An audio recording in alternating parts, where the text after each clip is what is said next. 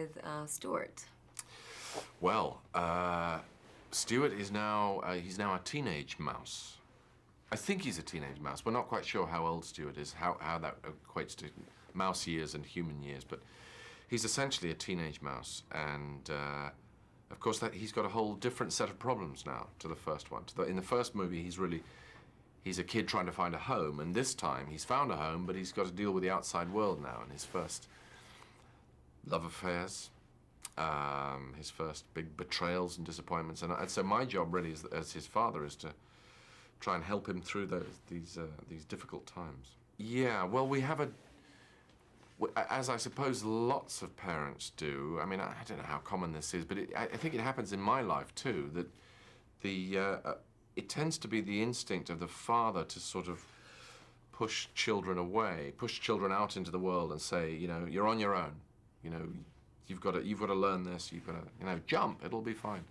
And mothers, I think, maybe tend to have an instinct to protect for longer, to keep children safe, and that's the big, that's the sort of friction between the two of us. Is that I want Stuart to learn to get out there and take chances, and she wants to keep him safe.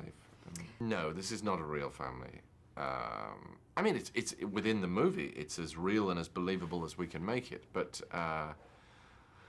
it's in a way, it's sort of part of the joke is that they are so incredibly perfect, and that they wear the same clothes. You know, like they go shopping for clothes together, and almost everything about them is just so. You know, it's a very perfect family, and that's not anyone's experience. But then that's movies. You know, we get reality here, and then we go to movies to see something else, and I think it's an enjoyable thing to watch, an enjoyable thing to be a part of. Because I'm slightly mad and I can imagine things very easily, I found it rather not too difficult, actually. I can easily summon. There's an elephant in the room now. I can just imagine that elephant in the room. I can do that.